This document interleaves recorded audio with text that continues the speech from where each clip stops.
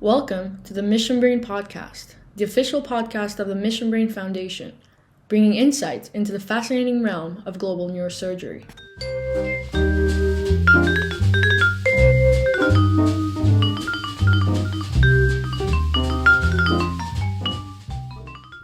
I am Luca, and I will be your host. Dr. Barthélemy is a division chief of neurosurgery at SUNY Downstate University in Brooklyn, New York. He obtained his medical degree at Icahn School of Medicine in New York City and went on to complete his neurosurgery residency at Icahn and Mount Sinai, prior to completing 2 postgraduate fellowships, respectively in neurotrauma and global surgery at UCSF. Between 2017 and 2019, he was a Paul Farmer Global Surgery Fellow at the Harvard Program of Global Surgery and Social Change, where he also completed a Master of Public Health with a particular focus on global health and public health leadership at the Harvard Chan School of Public Health. As a global neurosurgeon and as a Brooklyn-born Haitian-American, he gave back to his community by co-founding the Society of Haitian Neurosciences, a US-based international society of neuroscience professionals of Haitian descent practicing in various fields, working to advance neurological and neurosurgical care in Haiti through medical attention, medical education, and aid efforts. Some of you may recall Dr. Key Park referring to him in our first episode as one of the upcoming worldwide leaders of global neurosurgery, and he has already established himself as such thanks to his work and giving back to his community. I had the pleasure of getting to know him last year in occasion of the Harvard Hackathon. I was inspired by his vision of the future of neurosurgery in the global landscape. I cannot wait for him to share his perspective with our audience.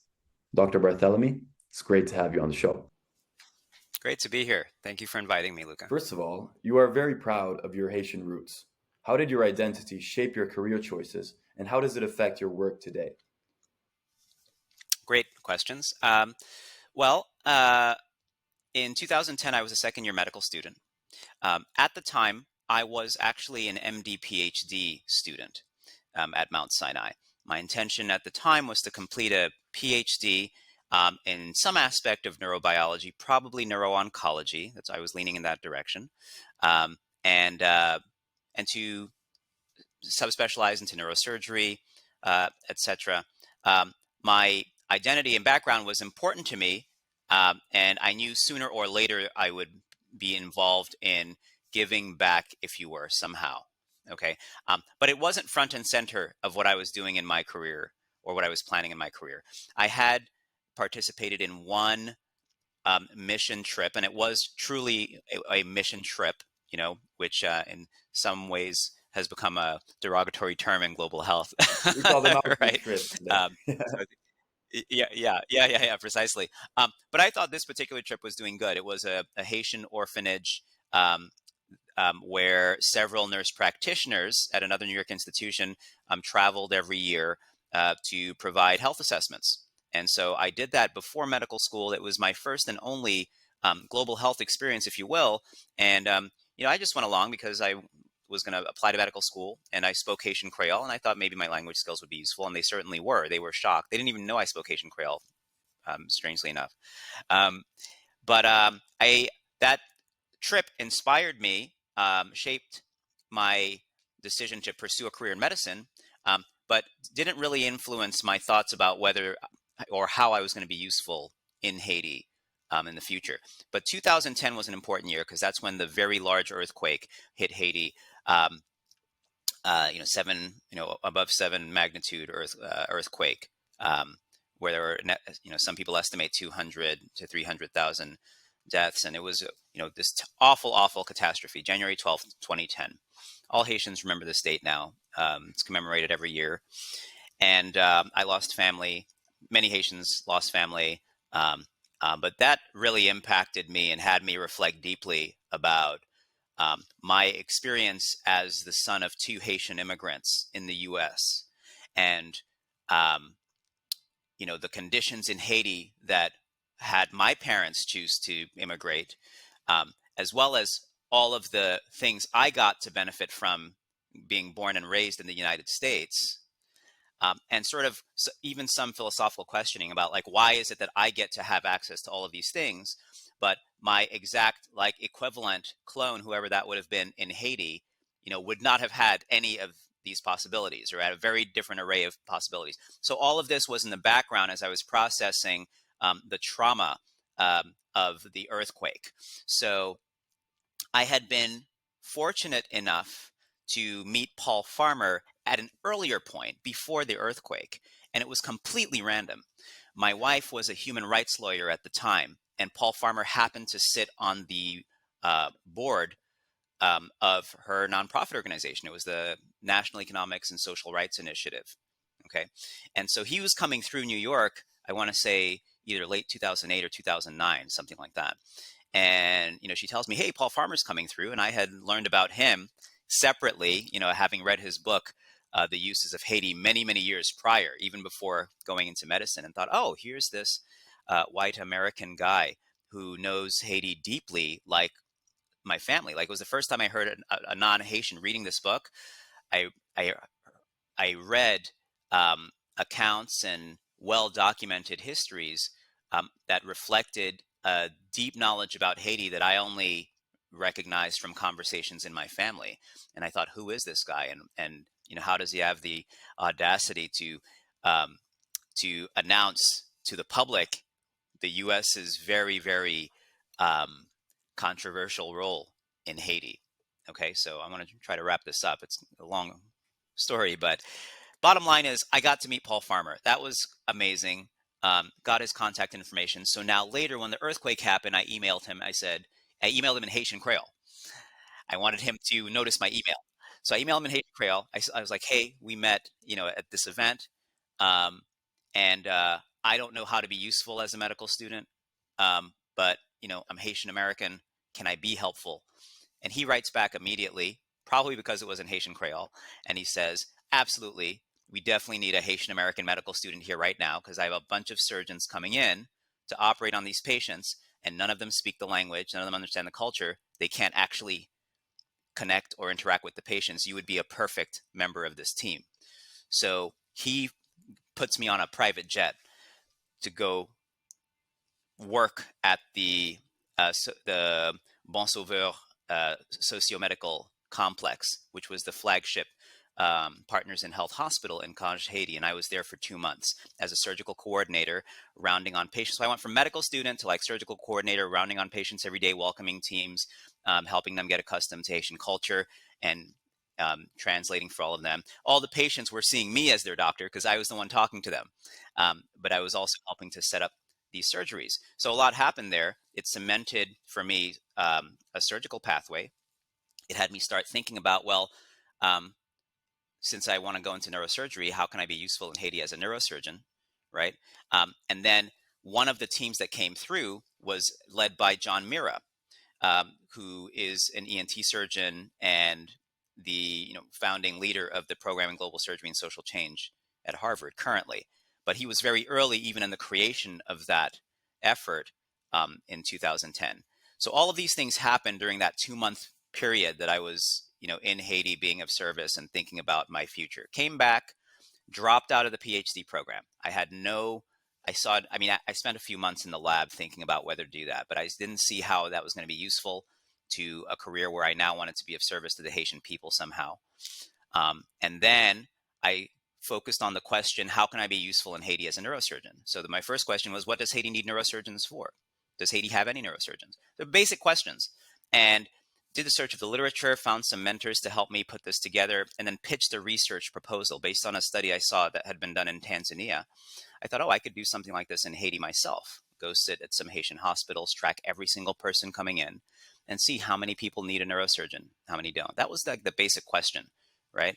But that ended up being a very powerful question because it was an inquiry into the neurosurgical disease burden and the neurological disease burden of Haiti. So I was fortunate enough to get funded by the Department of Neurosurgery at Mount Sinai. They gave me a $30,000 grant to go spend a year in Haiti, and that's what I did. I think between my 3rd and 4th year of medical school, and I surveyed everyone coming into to 3 different tertiary care centers in Haiti. So that was about 7,000 patients I saw that year, and figured out that somewhere between, let's say, 15 and 19% of the people coming in, depending on the hospital, had some kind of neurological or neurosurgical disorder. I figured out that the neurological priority was stroke, and the neurosurgical priority was neurotrauma.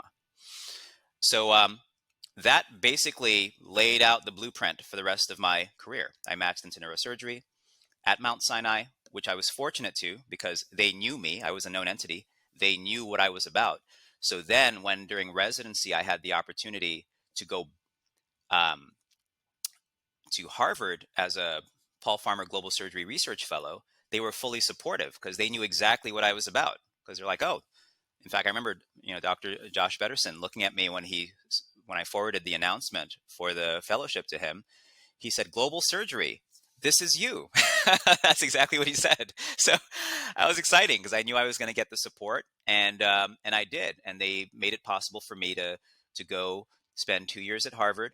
Even though I did take call the second year, I had to be back and forth between Boston and New York, and I got my MPH at Harvard. But during the first year before that MPH, I was in Haiti 1 to 2 weeks a month, continuing to build on what I had started as a medical student. So you see, that's a very long-winded answer, but you can see how it constructed my entire career trajectory as a global neurosurgeon. It made a lot of sense when I got more coaching about my career steps to follow up that training with more advanced clinical training in neurotrauma, since that was clearly going to be the overwhelming priority in global neurosurgery, at least in Haiti, and then I found out probably everywhere in the world later on. This opportunity to become the founding division chief of neurosurgery in a community that is very strongly Afro-Caribbean and serves a huge Haitian community in Brooklyn, where I come from, was completely unforeseen and a very incredible, sort of high risk, high reward opportunity to take straight out of training. But besides the preparation I had to become a global neurosurgeon, if you will, that preparation, I would say, prepared me very well for this new position, because now I actually get to serve a community that suffers from a lot of health disparities, that deals with a lot of what populations in low and middle income countries are dealing with in this huge immigrant community. And I'm actually serving my people, right here in New York. So now I get to do global neurosurgery things, both internationally as well as locally here. And I'm working on building research projects that actually bridge those comparable needs. That's brilliant. Absolutely brilliant.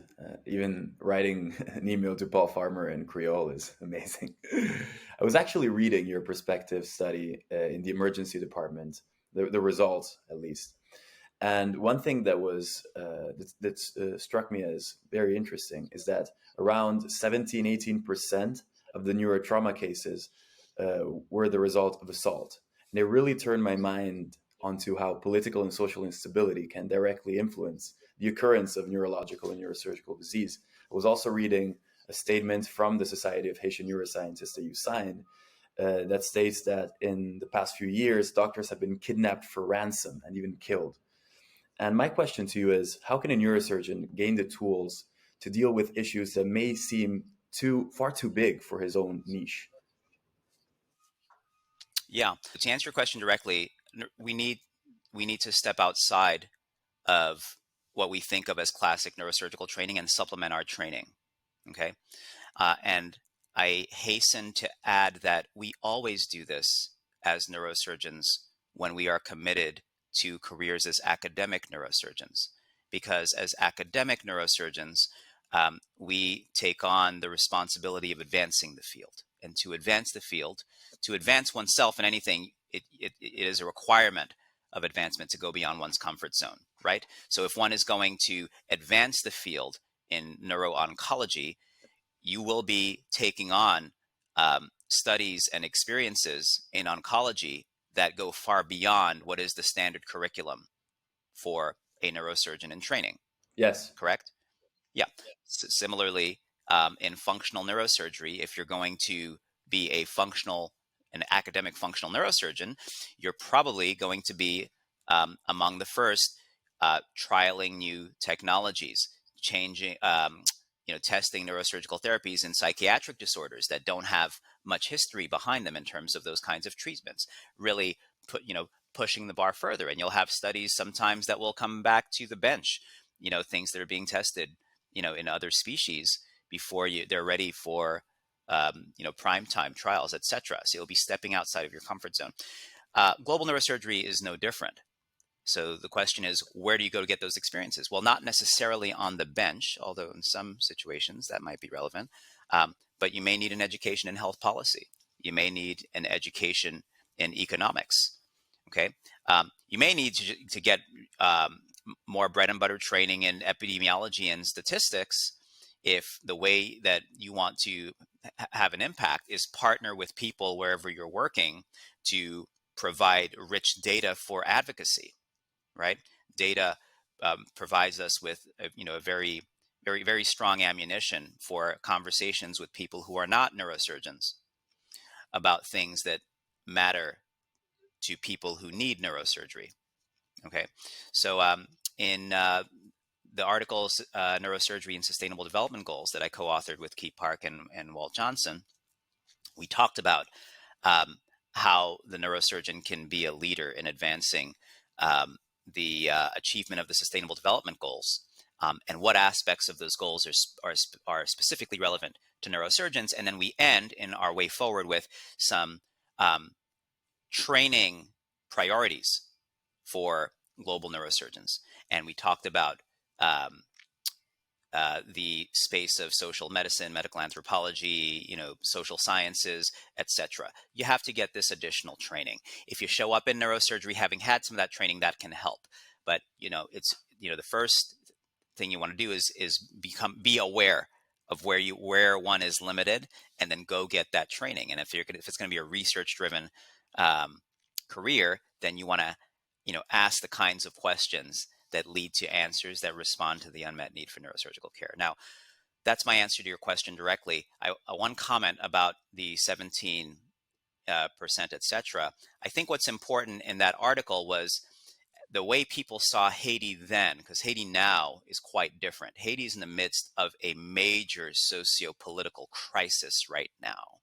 And the context of violence and insecurity is actually quite recent. And I would say it started in earnest, no pun intended, in 2019. Okay. And I won't go through all of that. It's a longer conversation. But Haiti now, if I were to repeat the study that I did in, that study was done, you were reading from 2014, but that study was done 2012, 2013. If I were to repeat it now, I would expect those assault numbers to be dramatically higher. So one of my goals in reporting what I found then was for people to recognize, hey, Haiti, as we were thinking of Haiti at that time, was not actually as dangerous a place as many people thought. Because what's important is what was the majority of the head trauma, since you read that paper, right? Do you remember what the mechanism was for the majority? Motorcycle accidents. Yeah, exactly. Motor vehicle accidents. So actually, the important thing was for people to recognize Haiti's actually not that different from most other places around the world. That was important, because if one's knowledge of Haiti was limited to what you read in media coverage, you would think, oh, maybe 90% of head traumas are from assault because Haiti's a dangerous place. Well, Haiti was not, and I would say has never been a dangerous place per se, like ontologically as a country. And in fact, at the time that study was published, I think you'd be interested to look at what the differences were in assault and criminality if you looked at official statistics in Haiti versus, say, Jamaica or the Dominican Republic. Not to take shots at any of these places, but the data is there for all to see. Actually look and see. And there's often a mismatch between what the data is actually about the context of criminality, assault, violence, right? What the data actually tells you, and then what the official policy positions are in terms of the U.S. warnings about whether it's safe to travel, and then what the media is reporting. But Haiti right now is a much, much more dangerous place today than it was even 3-4 years ago. And that is because we are in a major socio-political crisis of proportions that have never been seen before in Haiti. The president was assassinated last year. There has been a rising, let's call it pandemic. That term has come into our our day-to-day conversation in recent years.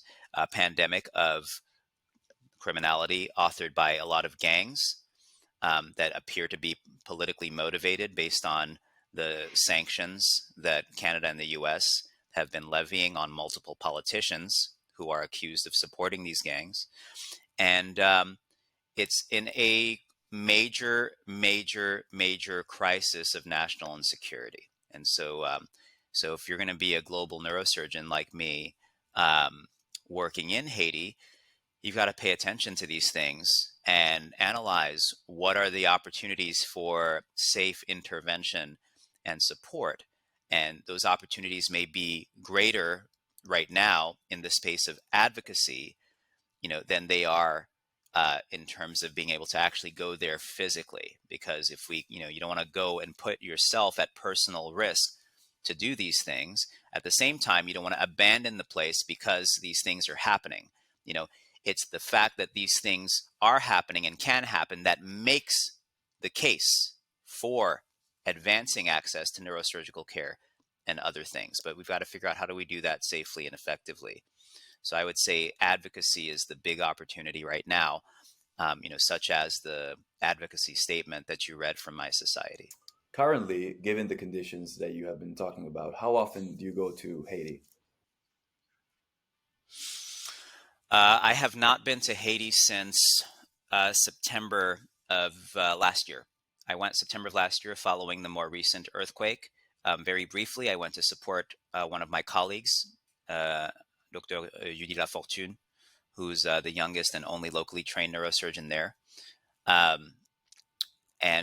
Since then, I have postponed or canceled any other trips as I have seen what has continued to unfold. I've continued to, and my society has continued to support the neurologists who are training at one of the hospitals we work with virtual case conferences and lectures. We've also continued to support through fundraising. So one of our members is the president of the Haitian Psychological Association. He let us know that there was a crisis hotline to support the mental and emotional health of Haitians during this time. So we've been doing some fundraising to help support the functioning of that hotline. We have a recent local fundraiser that provided $3,000 to support that hotline, which is a welcome contribution. But my contributions in Haiti are necessarily going to be of that nature right now. What virtual support that I and that my society can safely provide, as well as advocacy. But until things are safer, I'm not going to be able to go there in person and continue on the neurosurgery capacity building relationship that I started putting in place with our main partnering hospital about a year ago. Yeah, I recall reading a paper of yours, a publication of yours, about creating a self-sustaining neurosurgical residency program in Haiti. And I also recall reading that there's less than 10 neurosurgeons, formally trained neurosurgeons in Haiti in total. How much can this current socioeconomic and political crisis actually hinder our possibility of making something like this happen in the near future? In a tremendous way. I mean, I'll tell you that right now, so firstly, that the program that paper was referring to is definitely under assault, okay, by the current context of insecurity. There is an effort to try to keep it alive. And actually, there is a new trainee in that program officially. And that trainee is a member of my society as well. And up to even, so just to give you an example of how do I continue to support virtually, even up to a couple of days ago, that trainee was sending me questions, videos of cases, his differential for a patient with some sort of a space occupying mass based on a hypodensity that was seen on a CT of the patient's head, and how to carry out the workup in a context of such limited resources, When did it make sense to proceed with a craniotomy, things like that. So I continue to provide him that coaching as part of the commitment I have in trying to, keep up our ability to train neurosurgeons. It's better than nothing. However, it's not much better than nothing. We need to do much better, and we won't be able to until things are a lot safer. The number of neurosurgeons in Haiti, fully trained neurosurgeons. So there are 5 people in the country who have full training as neurosurgeons. All right. One of them does not practice neurosurgery at all and has not for many years. One of them is recently retired. Okay. Hold on, let me see if my number's right. Did I say 5? 1, 2, 3, 4, 5? Actually 6. So one of them not practicing at all for many years. The other one pretty recently retired. So that leaves 4. So of the 4 who remain, one of the 4 is the Prime Minister. Okay. So the Prime Minister is not able to be a regularly active neurosurgeon, although there are some reports that he does still operate from time to time, and I suspect he does. But certainly wouldn't be anywhere near as active as he was prior to being in that position. So now you're left with 3 really, really active people. And one of those 3 very active people is the dean of the state medical school. He was recently named dean of the medical school, but I'm sure he's still involved in practicing. And then you have 2 people at the Belnameuse Hospital, where the residency program you read about is currently lives. So that program, which is supported by the University of Miami and Project MetaShare, I think has a future and is probably constrained by the current sociopolitical context, but is also waiting for that to calm down. And then in my partnership with the University Hospital of Mirebalais, which is the main Partners in Health supported hospital now in Haiti, we have plans to scale up neurosurgical capacity there, and that will likely include some form of a training program, hopefully in the foreseeable future. Amazing. So much to unpack. One question I have is related to your last answer. You said that, of course, as a neurosurgeon, most neurosurgeons do implement their education and their training with supplemental training that may not be directly involved with their formal training, such as leadership skills and political context to their training itself. But I believe you are an outlier. I mean, there's not many people that in the past 10 years have been going back to their local communities once or twice a year, once or twice a month, at least before the unrest. And I was wondering, first of all, how you were able to take all that time. And second of all, if it has something to do with being able to negotiate pro bono hours throughout the year with hospitals once you get your degree. Yeah, excellent question. So, first is to recognize, and I think this is an important opportunity for people to understand even how neurosurgery training works, right? Because at least in the United States and many other countries, it takes a long time. It's many years, 7 years at least for the residency program. And then during those 7 years, should be seen as a journey of, in and of themselves, and not just some means to an end. They're very transformative 7 years, and they will include these days about a year of elective time, sometimes more. The amount of elective time has expanded and contracted over time.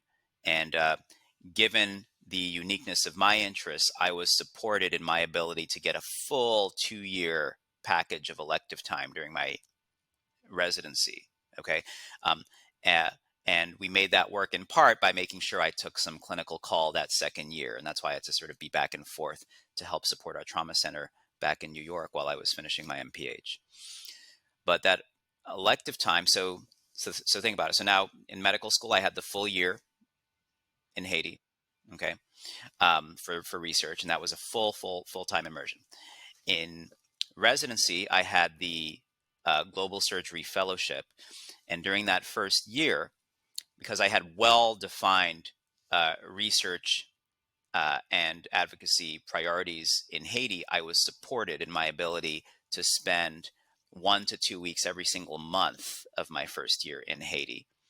So that first year I was in Haiti probably approximately half of the year as part of the work I was doing with the Global Surgery Fellowship.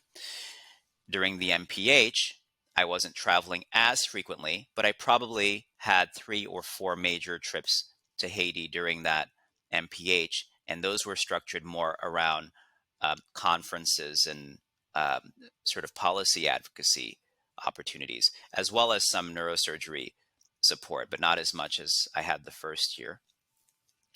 And then I went back for years 6 and 7 and had very little travel to Haiti. I think my last trip prior to the pandemic was in September 2019, shortly after the WFNS meeting in Beijing. I structured it during my vacation time so that I could go spend a little bit of time with my neurosurgery colleagues and a little bit of, I think, Ministry of Health time in September of that month. Then the pandemic happened, changed everything. I finished my residency during the pandemic. And then during my neurotrauma fellowship, I also had this opportunity to pick up a second global surgery fellowship when the global surgery folks at the CHESA program at UCSF learned of me and learned of my interest, given the relief efforts I was trying to organize around the earthquake early that year. And so they invited me to join that fellow cohort.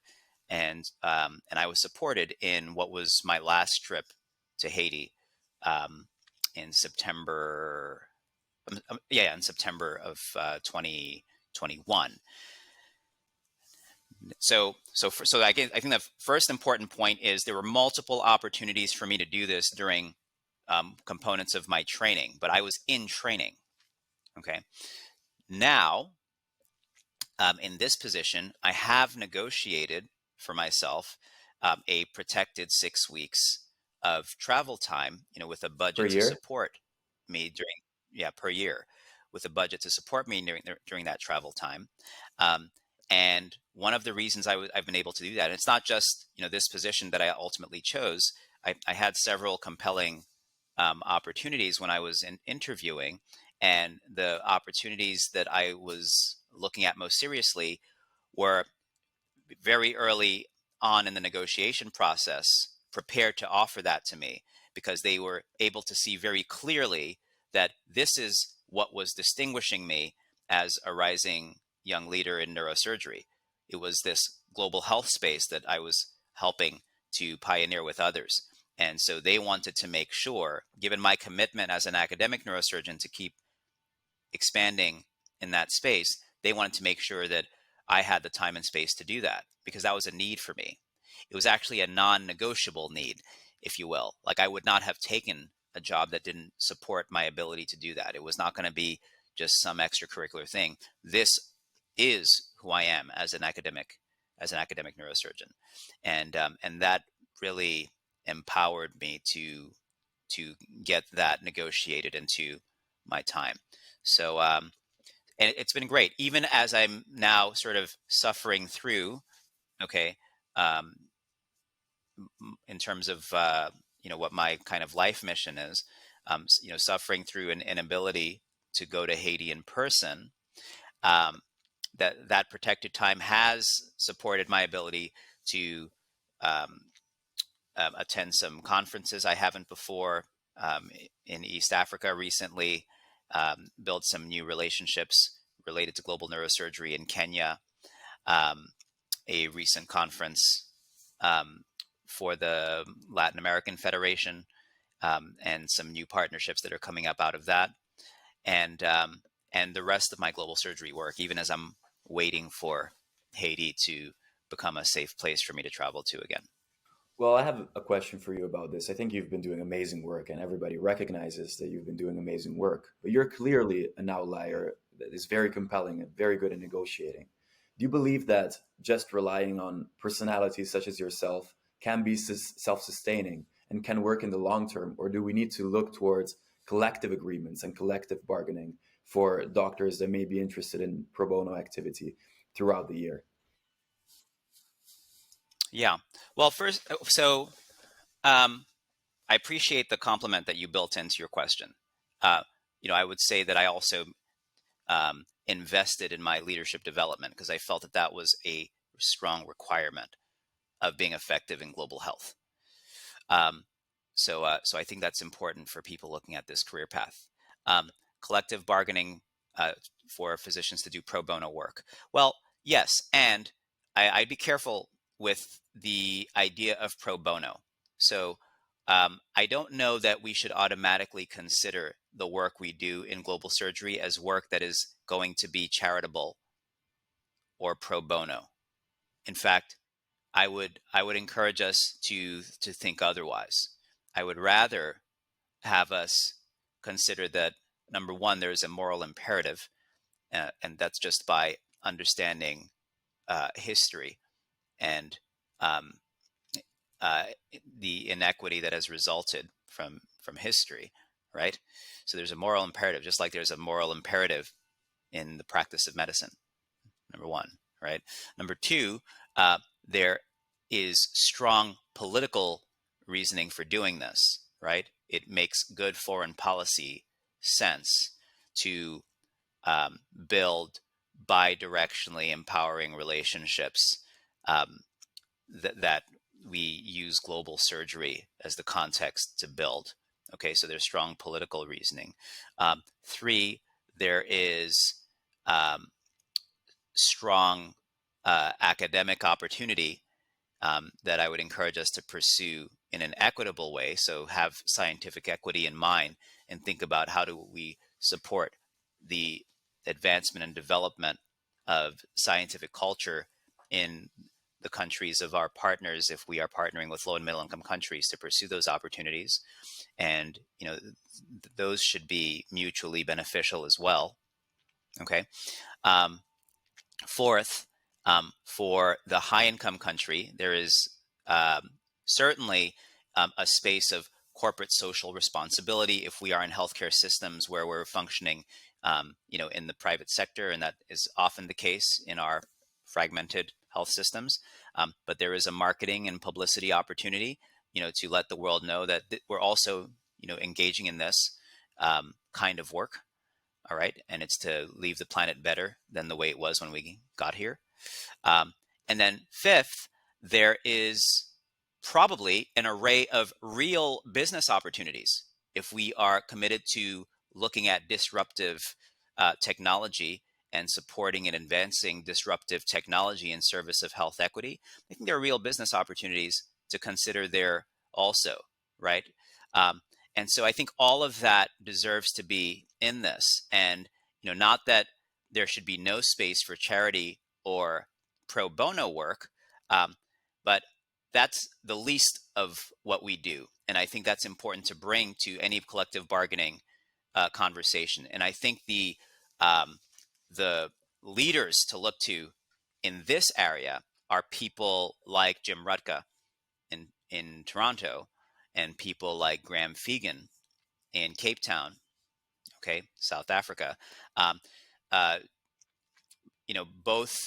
Both happen to be, by coincidence, both happen to be pediatric neurosurgeons, and both happen to be neurosurgeons running departments of surgery, not just neurosurgery. They are running all of surgery, and both of them in their institutions have supported the development of global surgery as a legitimate and vitally important career pathway that many of their faculty are interested in pursuing. So they've made it possible for people to pursue those pathways, including practice pathways for global surgery. So, I think that's where we want collective bargaining conversations to go, but they certainly need to happen and should be happening as we witness growing interest in global surgery among practicing surgeons. This is a very interesting answer you gave me, and I actually agree 100%. I always had that feeling, but you need somebody to be doing these things to actually believe that it's possible. And thank you so much for leading by example in this. One question that I do have regarding what you just said is, do you believe that just being able to correctly leverage corporate social responsibility and brand image, you think that would be enough to fulfill the needs of global neurosurgery in itself? Or do you believe that we need to create actual practical incentives for hospitals to be able to fund these opportunities that, as you said, shouldn't be pro bono? They should be, of course, paid. Yeah. I think it depends on the institution. You have to know the institution's culture, the leadership, the priorities of leadership, and um, you've got to find a way to align yourself with the priorities of the institution. So, there are institutions where that suffices. I wouldn't suspect or expect that to be the case, but it may be that the corporate social responsibility value, for whatever reason, may suffice at some place. In my mind, it's probably going to take some combination of some of the factors I mentioned and an ability to align those very well with the interests of the institution in order to have any collective bargaining be effective. My belief is it shouldn't take any of it. It shouldn't take any of this reasoning. And I think it's important for us to show up in the conversation really believing and representing that. It's really, for me, there's like a much more fundamental, moral compass, and I mean that from like a really what strikes me as a universal sense of ethics, not even one that comes particularly from any, specific religious tradition, um, or any particular way of looking at right or wrong. I think anyone who um, uh, takes the responsibility of educating themselves about why we are dealing with profound inequity in the world will immediately be struck by the tremendous historical and social forces that have had that be the case. And I think it is incumbent upon leaders, including the leaders of all the institutions that you're referring to recognize their role and responsibility for leaving this world in better condition than it is in. So it shouldn't take such hard bargaining, but in some places it may.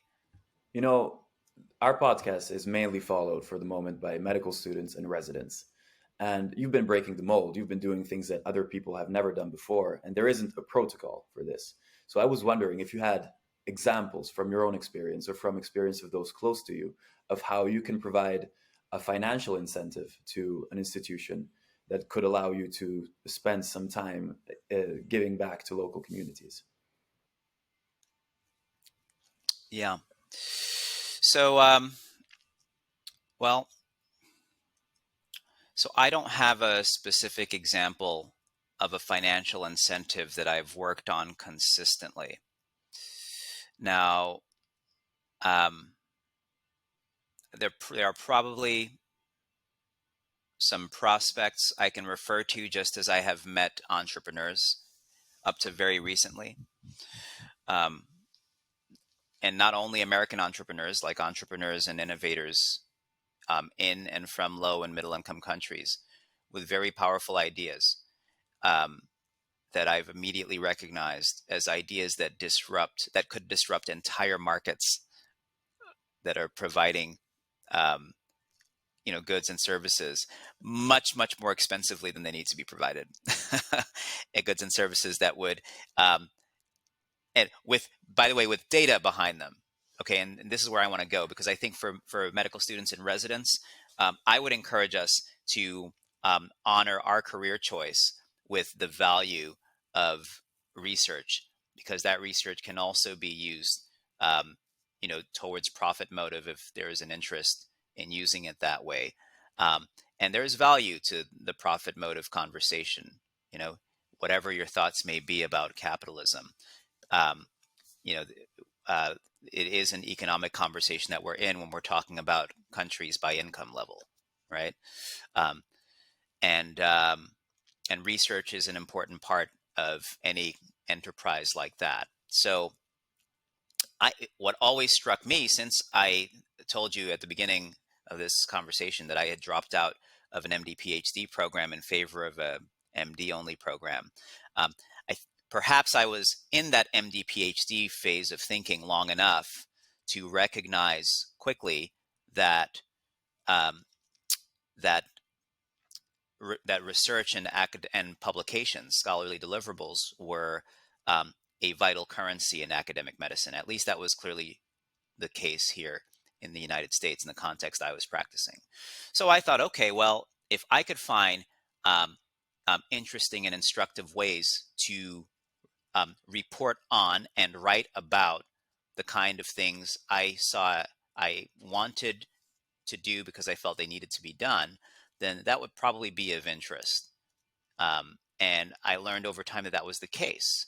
As I looked around and studied the different cultures of different institutions, I even saw publication requirements, right? I mean, that's a very strong statement of how much an institution is valuing academic productivity by way of producing publications, right?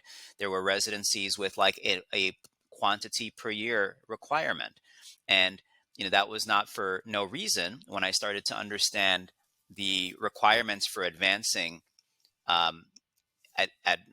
in professorial levels, for example, at academic institutions, there was a publication requirement in the calculus, because institutions also build their reputations and notoriety and ability to seek and win grants that support the research that lets them become leaders in the fields that interest them, through producing academic, scholarly deliverables, publications. And so think about this. I think this is sort of low-hanging fruit for people in medicine and surgery. How do you turn your interest into an interesting scientific question, and then deal with the things we need to deal with in global surgery if you're going to do this? That means you can't do this the old way. The old way is what got us here. When I say the old way, the colonial way, the what's in it for me, how do I get the most out of this?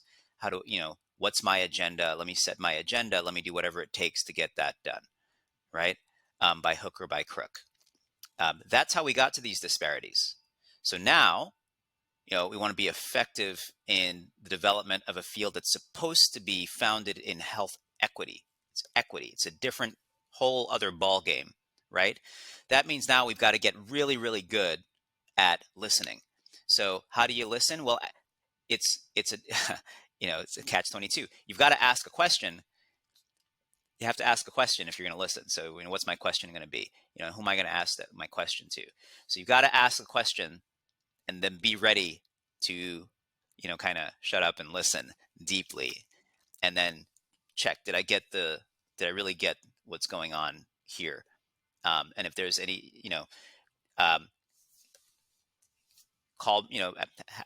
check your understanding with the person you're talking to. So, this is actually the heart of the matter. So if you're talking with a surgeon, okay, somewhere in, let's say,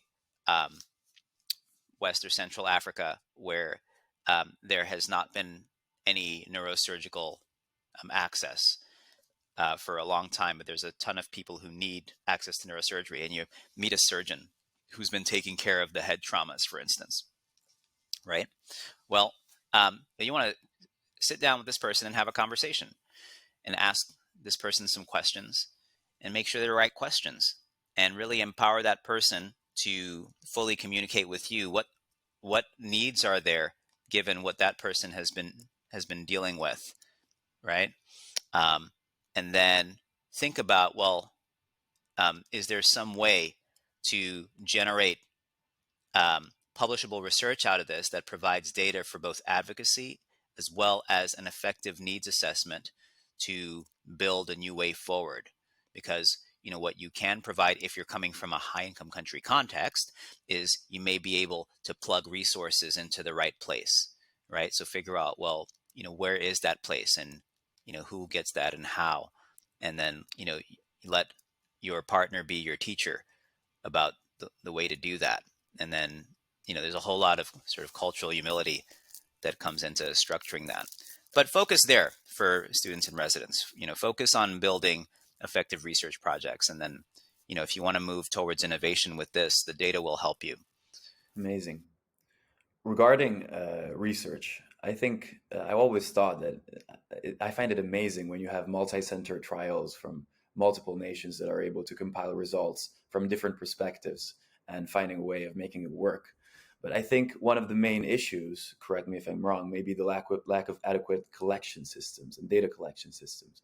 I was wondering if through your time in Haiti, even collecting data, that ever was a problem for you, and how you can try to solve that in lower middle income countries in order to be able to actually collaborate and define needs in a way that is very scientific and not just based on the perceptions of surgeons or of doctors in these countries. It's been amazing. Absolutely. So, but the reason I was laughing is because I have a very, very recent example that you're talking about low and middle income countries, and I have a very local example of how an electronic medical record system was unfortunately, let's just say, shut down. I'm just going to leave it there. Okay. And that has been a source of great panic where that occurred. And it sent us right back to using paper. And that was in a high income country context. So these things are not limited to low and middle income countries. And actually, it's, when these things happen and talking to people who dealt with it, one of the concerns is, how do we collect all the data for the clinical research we were going to be doing? Right. So I think that answer goes back to the comments I made at the end of the prior question. Partnering effectively with locals. That if you are coming from a high income country context and you want to figure out how to effectively transfer resources to advance health equity, and you want to do it in the data collection and record keeping space, and you got to find out what your partners know already. What have they tried? Have they tried anything? Is there, and you may be surprised to find that there are things that are done, or things that are in place. Are you working at a local level? Or are you working at a ministry level? If it's at a ministry level, are they already using some of the international databases? Like some of the databases that the WHO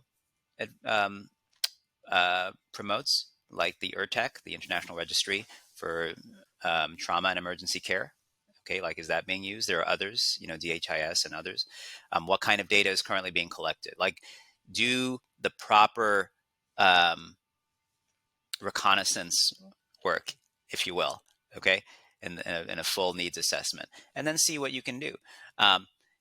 Your partners may, if it's a small single country thing, if there's really nothing in place, and your partners think it is reasonable to start having this stuff saved to a spreadsheet on a computer with like drives, little memory sticks to start, and there's going to be some way to centralize this so everyone who should have access has access.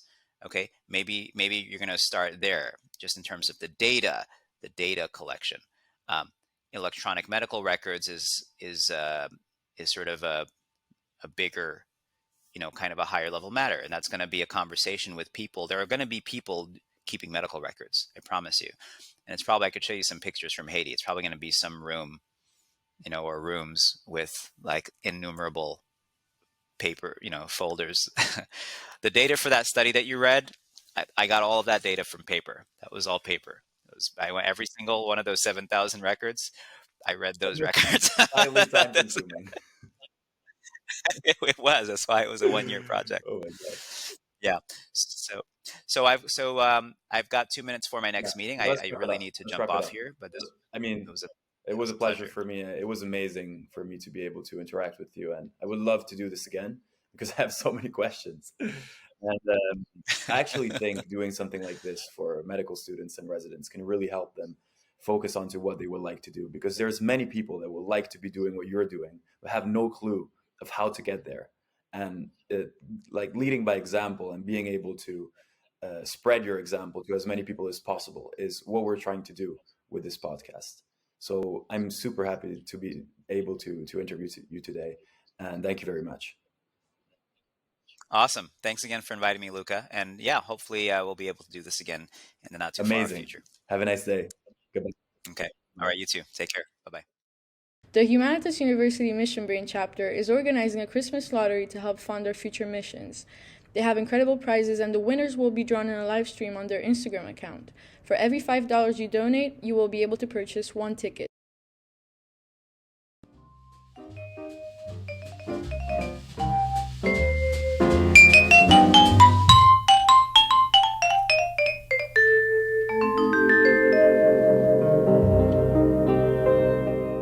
To be interviewed and for inquiries, email us at podcast@missionbrain.org.